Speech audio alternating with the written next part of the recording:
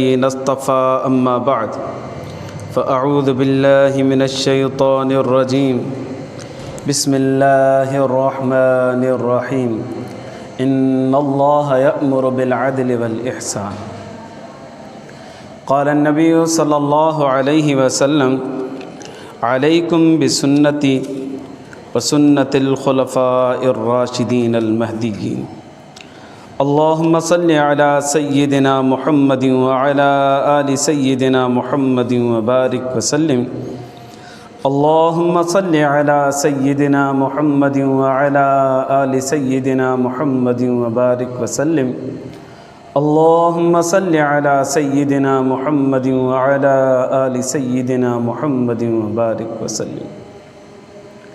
मुझा मुअज़्ज़ज़ मुहतरम ऐं मुकर्रम मुजाहिद ऐं मुवाहिद भाइरो दोस्तों ऐं बुज़ुर्गो,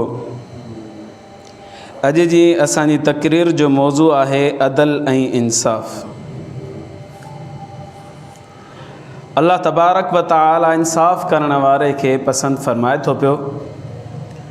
असांजी शरीयत मुतहरा इंसान जी तमाम ज़िंदगी जे पहलूअनि जी रहनुमाई कई आहे। उन्हनि पहलुअनि मंझां हिकिड़ो पहलू अदल ऐं इंसाफ़ करण बि आहे। अल्लाह साईं कलाम मुक़द्दस में फ़रमाए थो वइन हकम तफ़हकुम बैनहुम बिल क़िस्त। ए महबूब सल्लल्लाहु अलैहि वसल्लम, जेकॾहिं ॿिनि माण्हुनि जे दरमियान में या माण्हुनि जे दरमियान में फ़ैसिलो करी त इंसाफ़ सां फ़ैसिलो कजां, अदल सां फ़ैसिलो कजां। इन्नल्लाह युहिब्बुल मुक़सितीन, बेशक अल्लाह इंसाफ़ करण वारनि सां मुहब्बत रखे थो पियो। इन आयत जे अंदरि अल्लाह तबारक व तआला ॿिनि माण्हुनि जे दरमियान में फ़ैसिले करण जे बारे में हुकुम फ़रमाए थो त इन जे दरमियान में इंसाफ़ सां फ़ैसिलो कजो। ईअं न थिए त माइट हुजे त हुनजो पासो खणूं, को वॾेरो हुजे त हुनजो पासो खणूं, पंहिंजो हुजे त पासो खणूं, दोस्त हुजे त पासो खणूं। न, अल्लाह सां फ़रमाए थो इंसाफ़ सां फ़ैसिलो कयो। केर बि हुजे, कंहिंजे बि हिमायत में अचे, कंहिंजी मुखालफ़त में हुजे, इंसाफ़ जे दामन खे बगलगीर रखो। इहा सूरत माइदा जी आयत। सूरत माइदा जे अंदरि हिकिड़ी ॿी जॻह ते अल्लाह से फ़रमाए थो इअदिलू हुव अक़रबु लित्तक़वा, अदल कयो, इंसाफ़ कयो, तक़वा जे वेझो आहे इंसाफ़ करणु। वत्तक़ुल्लाह, अल्लाह खां वत्तक़ुल्लाह, अल्लाह खां डिॼो। इन्नल्लाह ख़बीरुम बिमा तअमलून, बेशक अल्लाह ॼाणे थो उहो जेको तव्हां अमल कयो था पिया। तव्हां जेकॾहिं इंसाफ़ खां कमु वठंदव, अल्लाह खे उहा बि ख़बर आहे। जेकॾहिं तव्हां ना इंसाफ़ी न अदल खां बग़ैर फ़ैसिलो कंदव, अल्लाह तबारक व तआला खे उन जो बि ॼाण आहे। आयत नंबर 3 सूरत शूरा में अल्लाह से फरमाया कुल आमनतु बिमा अंज़लल्लाहु मिन किताबिन। ए महबूब सल्लल्लाहु अलैहि वसल्लम, तव्हां फ़रमायो मां ईमान आणियां थो उन किताब जे मथां जेका अल्लाह साईं नाज़िल फ़रमाई आहे, यानी कलाम मुक़द्दस मथां। व उमिरतु लिअअदिल बैनकुम, ऐं अल्लाह साईं मूंखे हुकुम ॾिनो आहे त मां इंसाफ़ सां तव्हांजे दरमियान में फ़ैसिलो कयां। आयत नंबर 4 सूरत नहल इन्नल्लाह यअमुरु बिल अदल वल इहसान, बेशक अल्लाह हुकुम करे थो पियो इंसाफ़ जो ऐं नेकी करण जो। ए कलाम मुक़द्दस मां मूं तव्हांजे साम्हूं 4 आयतूं तिलावत कयूं आहिनि। इन चइनी आयतुनि जे अंदरि अल्लाह साईं फ़रमाए थो पियो त इंसाफ़ खे पकड़ियो, अदल खे पकड़ियो, ज़ुल्म जे पासे न वञिजो, माइटी मिटी खे न ॾिसजो, वॾेराइब खे न ॾिसजो, जेको हक़ हुजे उन हक़ मुताबिक़ फ़ैसिलो कजो। हाणे इन आयत जा मुख़ातब 3 क़िस्म जा माण्हू आहिनि। नंबर 1 हाकिम वक़्त, जॾहिं बि फ़ैसिलो करे इंसाफ़ सां करे। हिन आयतुनि जो ख़िताब डायरेक्ट हाकिम वक़्त सां आहे। नंबर 2 काज़ी ऐं जज, हिन आयतुनि जो मुख़ातब काज़ी ऐं जज बि आहे।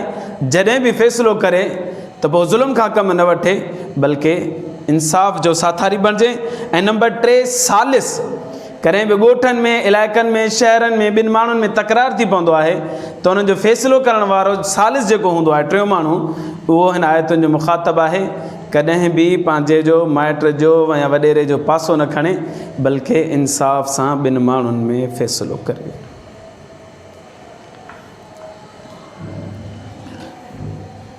हिते वेझो हिकिड़ो ॻोठु आहे, उन ॻोठ जे अंदरि हिकिड़ो फ़ैसिलो ॿुधण में आयो जेको इंतिहाई अजीब लॻो। हिते कंहिं हाकिम वक़्त जो अमल दख़ल न हो, कंहिं काज़ी जज जो अमल दख़ल न हो, सालिस जो हिकिड़ो माण्हू उनजो अमल दख़ल हो। फ़ैसिलो छा, मसइलो छा हो? मसइलो इहो त हिकिड़ी धुर आहे, उन जी ज़मीन आहे, उन जी ज़मीन में ॿिया माण्हू बि वेठल आहिनि जेके हिन जा अबा ॾाॾा विहारे विया। अबा वेहो, तव्हां जेसीं वेठा आहियो बसि वेठा हुजो।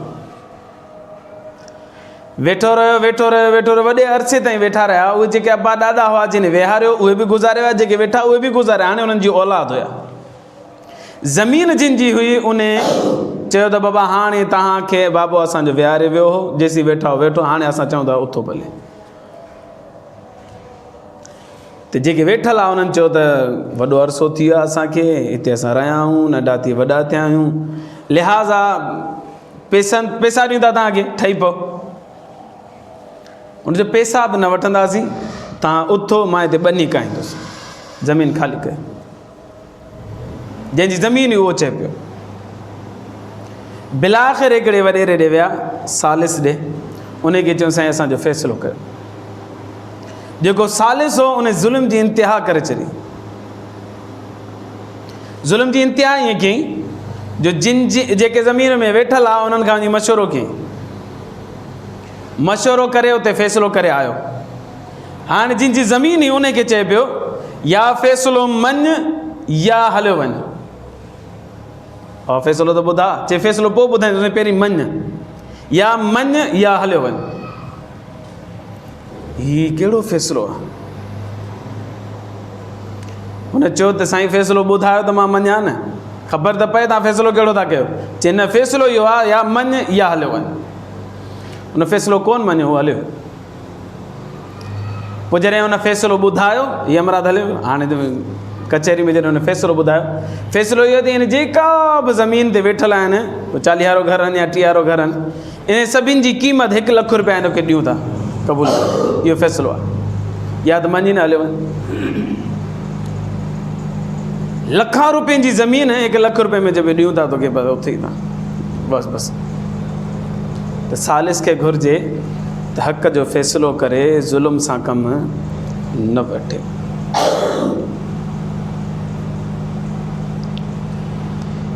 फ़ैसिले जे अंदरि जेकॾहिं माण्हू मोहलत वठे थो तफ़्तीश जी, पोइ त सुठी ॻाल्हि आहे। पर जेकॾहिं तफ़्तीश जी का बि ज़रूरत न आहे ऐं गवाहियूं मिली चुकियूं, त बर वक़्तु माण्हू फ़ैसिलो करे, इंतज़ारु न करे। असां ॾे त अहिड़ो माशूरो अची वियो आहे त फ़ैसिलो बि महफ़ूज़ करे छॾियो, हाणे महीने खां पोइ फ़ैसिलो ॿुधाईंदासीं। फ़ैसिलो करे छॾियो त हाणे ॿुधायो न, महीने खां पोइ कहिड़ी ज़रूरत आहे? इहा असांजे अदालती निज़ाम जी कमज़ोरी आहे। उमर बिन ख़त्ताब रज़ी अल्लाह ताला अन्हु जन वेठा हुआ,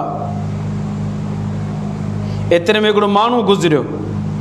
उन चयो वैलुल लक या उमर मिनन नार, उमर तुंहिंजे लाइ जहन्नम जो वेल आहे। हज़रत उमर रज़ी अल्लाह अन्हु जे दौरे ख़िलाफ़त में हज़रत उमर खे चए पियो, उमर तुंहिंजे लाइ जहन्नम जो वेल अथई। हज़रत उमर रज़ी अल्लाह ताला अन्हु फरमायो हिनखे पकिड़े चुसि। उनखे आंदो वियो। पोइ जॾहिं आयो त हज़रत उमर रज़ी अल्लाह ताला ने पुछियो, तूं मूंखे छो थो चईं तोखे जहन्नम जो वेल आहे? हुन चयो साईं मां मिस्र मां अचां पियो, मिस्र जे हाकिम खे जेॾी महिल तो मुक़ररु कयो त कुझु शराइत सां मुक़ररु कयो ई, पर हुनजी तो पर घोर लधी कोन्हे त उहो शराइत ते पूरो लथो बि आहे या न आहे लथो? पुछ त सही त उहो छा छा कमु थो करे पियो। हज़रत उमर बिन ख़त्ताब रज़ी अल्लाह अन्हु 2 माण्हुनि खे मोकिलियो, वञो मिस्र जे हाकिम खे वठी अचोसि। शराफ़त सां अचे त ठीकु आहे, नथो अचे त हुनखे उते ई सिसी जिस्म खां धार करे छॾिजोसि। 2 माण्हू मदीना मुनव्वरा मां मिस्र पहुता। जॾहिं मिस्र पहुता त हज़रत उमर बिन ख़त्ताब जे कासिद उते माण्हुनि खां गवाहियूं वठंदा पिया था। अब शिकायत मिली आहे हाकिम जी, गवर्नर जी, हीअ ग़लती अथसि, हीअ ग़लती अथसि। सभिनि जो हा साईं, हीअ सभु ग़लतियूं अथसि। सिधो दरवाज़े ते आया हाकिम जे, उते दरबान बीठो हुजे। इन ॿिन्हिनि चयो त दरबान हाकिम खे सर कर, त हुन चयो अन्नहु लैसा अलैना अल-यौम इज़्नुन, साईं अॼु साईं सां मिलण जी मुलाक़ात जो टाइम ई कोन्हे, साईं कोन मिलंदो। ॿ कासिद आया आहिनि हज़रत उमर बिन ख़त्ताब जी तरफ़ां, ऐं उहा का दरबान चए थो साईं जे मिलण जो टाइम कोन मिलंदो। त हुन ॿिन्हिनि चयो त लयख़रुजन्न अलैना औ लनुहरिकन्न बाबहु, या त हू निकिरे शराफ़त सां या असां दरवाज़ो साड़े छॾींदासीं, अंदरि घिड़ी करे वञी ॻीची मां पकिड़े खणी ईंदासीं। जॾहिं इहा दरबान खे धमकी मिली त पोइ अंदरि वियो, वञी साईं खे सॾायो। उन्हनि ॿुधायो त असां अमीरुल मोमिनीन उमर बिन ख़त्ताब जे तरफ़ां आया आहियूं, शराफ़त सां हली तो त हल, न त तुंहिंजी सिसी जिस्म खां धार करण जो हुकुम आहे असांखे। उनखे गिरफ़्तार कयो, मां हलां थो। भई सिधो आया मस्जिद नबी में। उमर बिन ख़त्ताब रज़ी अल्लाह ताला अन्हु उन गवर्नर खे सुञातो ई कोन। जेॾीमहिल मदीने में हो त सनड़ो हो, हाणे थुलो थी चुको हो। मदीने में हो त थोरो कणक रंगो हो, हाणे मिस्र जी आबहवा हुनखे मुआफ़िक़ अची वई, हुनजो चहिरो खुली वियो, रंग रोशन थी वियोसि। सम्झ में ई न पियो अचे साॻियो माण्हू ऐं ॿियो माण्हू। हज़रत उमर रज़ी अल्लाह अन्हु हुनखे चयो तूं केरु आहीं? हुन ॿुधायोसीं मां फलाणो गवर्नर आहे, तव्हां मूंखे मिस्र जे लाइ मुक़ररु कयो। त उमर रज़ी अल्लाह ताला अन्हु फरमायोसि इहे कपिड़ा लाहे, पुराणा फाटल ऊन जा कपिड़ा इन जे अचे वठि पा, तुंहिंजे पीउ खे जेके कपिड़ा पातल आहे न उहे हिन खां वधीक सुठा न आहे, हीअ अञा सुठा अथई, अचे पा। नंबर 2 हीअ लठ वठि, तुंहिंजे पीउ जे हथ में जेका लठ हूंदी न उहा हिन खां सुठी न हुई, हीअ अञा सुठी अथई, अचे हीअ वठि हथ में। ऐं सदके जूं 300 ॿकरियूं आयूं हुयूं, फरमायो सभु ॿकरियूं खणी अचो। ॿकरियूं आंदियूं हुयूं, वञी फलाणे बाग में वञी करे चार हिननि खे, फलाणी पहाड़ी जे वञी ओट में वञी चार हिननि खे, गर्मी हुजे इंतिहाई घणी, ओॾे वञी चांवर जे लाइ मोकिलिजोसि। गवाहियूं मिलियूं, फ़ैसिलो बर वक़्तु सईदना उमर बिन ख़त्ताब रज़ी अल्लाह अन्हु करे छॾियो। वियो उचारण, चारे चारे चारे हू जेको आसाइशुनि जो हामिल थी चुको हुयो ऐं सुकून इत्मिनान वारी ज़िंदगी जो परवरदा थी चुको हुयो, लिहाज़ा हाणे हुनखे ॿकरियूं चारियूं कोन पियूं थियनि। शाम थी ॿकरियूं काया, उमर बिन ख़त्ताब जे साम्हूं अची ॿाहूं ॿधी बीह रहियो, लठ हेठि रखी, चई या अमीरुल मोमिनीन ला अस्ततिउ हादा फ़इन शिअत फ़ज़्रिब उनुकी। साईं मूं में ताक़त कोन्हे ॿकरियूं चारण जी, छॾियो था त छॾियो, नथा छॾियो त भले मूंखे मारे छॾियो, मूंखे मौत क़बूल आहे, बाक़ी मूंखां हीउ कमु कोन थींदो। त उमर बिन ख़त्ताब रज़ी अल्लाह ताला फरमाया जेकॾहिं मां तोखे वरी वापसि अॻियां मुक़ररु कयां त पोइ छा कंदे? चई साईं हाणे तव्हांखे उहे ई ॻाल्हियूं ॿुधण में ईंदियूं जेके तव्हांखे पसंदि आहिनि, हाणे शिकायत कंहिं बि क़िस्म जी कोन्हे। त उमर बिन ख़त्ताब रज़ी अल्लाह अन्हु हुनखे वरी वापसि मिस्र जो गवर्नर मुक़ररु कयो, इख़लास सां, लिल्लाहियत सां, लिल्ला फिल्ला हाणे हुन हुकूमत कई, गवर्नर थी रहियो, ऐं जेसि ताईं हयात हो तेसि ताईं हुनजी कंहिं बि क़िस्म जी शिकायत कोन आई। गवाहियूं मिली वञनि त फ़ैसिले में देरि न कजे। नंबर 2, हाकिम वक़्त जे ख़िलाफ़ फ़ैसिलो अचे त जज डिॼे न, भले फ़ैसिलो करे छॾे। असां ॾे छा थींदो आहे, ग़रीब खे फांसी, अमीर खे 4 साल सज़ा। ग़रीब खे वठि पकड़, अमीर जॾहिं कोन थोरो घणो वधीक सोर हलाईंदो त आज़ादु बि करे छॾींदासीं। अदालती निज़ाम असांजो बिगड़ियो पियो आहे। अजीब वाक़ियो ॿुधायां ईमान अफ़रोज़ तव्हांखे। सैयदना अली उल मुर्तज़ा रज़ी अल्लाह ताला अन्हु जंहिंजे दौरे ख़िलाफ़त जो वक़्तु हुयो ऐं सैयदना अली उल मुर्तज़ा जी ज़िर गुम थी वई। हज़रत अली रज़ी अल्लाह अन्हु कुझु ॾींहंनि खां पोइ उहा ज़िर हिकिड़े यहूदी वटि ॾिठी। सैयदना अली उल मुर्तज़ा रज़ी अल्लाह अन्हु हुन यहूदी खे पकतो, हुनखे चईंदी इहा ज़िर मुंहिंजी आहे। यहूदी चयो ज़िर मुंहिंजी आहे, तव्हांजी किथां आहे? अली उल मुर्तज़ा रज़ी अल्लाह ताला ने फरमाया मुंहिंजी ज़िर आहे, मां सुञाती आहियां, मुंहिंजी आहे शइ, जेका शइ जंहिंजी हूंदी तूं सुञाणींदो परे खां, शइ मुंहिंजी आहे, मूं सुञाती आहे, मुंहिंजी आहे। यहूदी चयो साईं हलो त फ़ैसिलो था करायूं काज़ी खां, काज़ी जेकॾहिं तव्हांजे हक़ में फ़ैसिलो ॾिए त मूंखे क़बूल आहे, मुंहिंजे हक़ में फ़ैसिलो ॾिए त मूंखे क़बूल आहे। अली उल मुर्तज़ा रज़ी अल्लाह ने फरमायो ठीकु आहे। काज़ी जो नालो हुजे इब्न शुरैह रहमतुल्लाह अलैह। नेक सालिह आलिम मुत्तकी फ़क़ी बुज़ुर्ग माण्हू हुजे ऐं इन खे काज़ी जे उहिदे ते फ़ाइज़ रखण वारो अलीउल मुर्तज़ा रज़ी अल्लाह ताला न हुजे। जॾहिं कमरे अदालत में दाख़िल थिया त उथी बीह रहियो।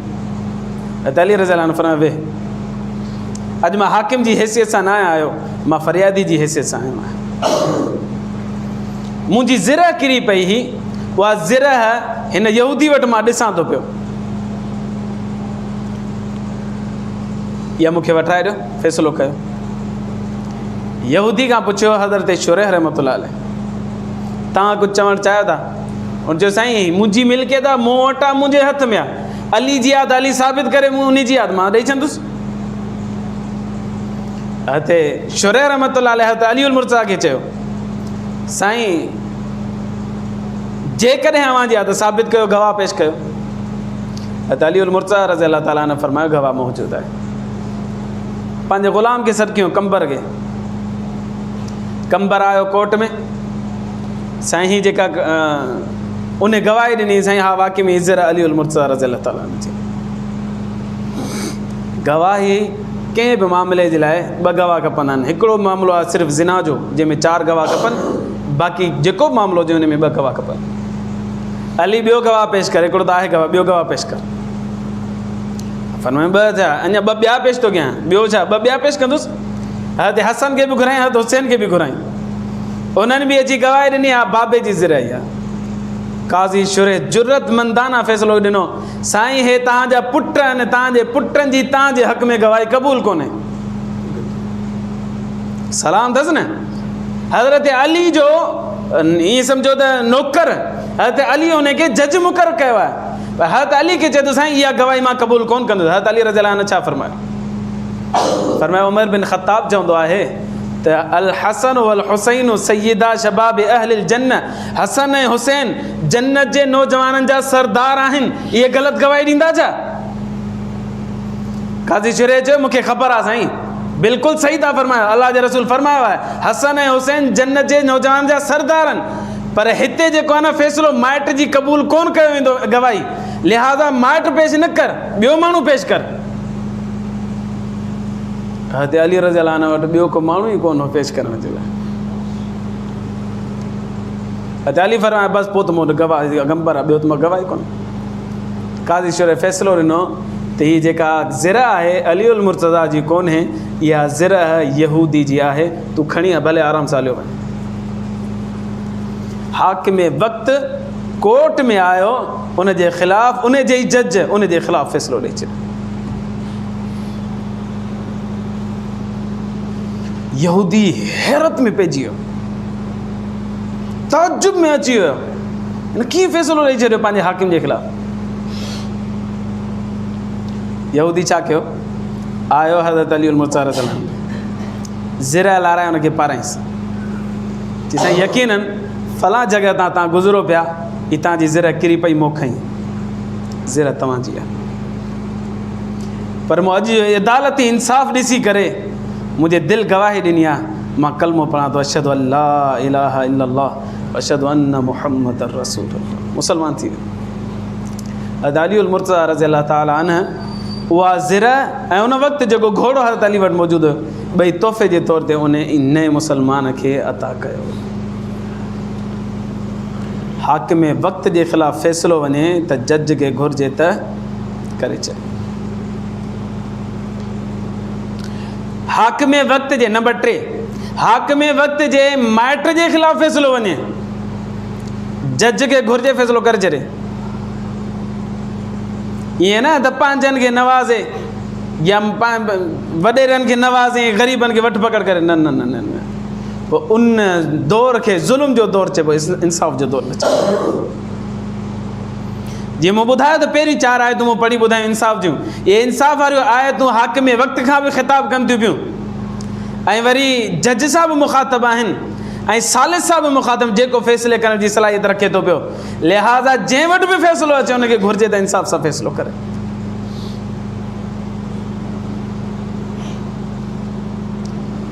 सैयदना उमर बिन ख़त्ताब रज़ी अल्लाह ताला अन्हु जन हिकु दफ़े वेठा हुआ त हिकिड़ो माण्हू आयो, उन्हें चयो या अमीर अल मोमिनीन अना आइदुम बिक मिन ज़ुल्म, ए अमीर उल मोमिनीन मां ज़ुल्म खां अवां जी पनाह में अचां थो पियो, ॾाढो ज़ुल्म थो थिए, मां पनाह में अचणु चाहियां थो। सैयदना उमर बिन ख़त्ताब रज़ियल्लाहु अन्हु फरमाया उस्त मुआज़न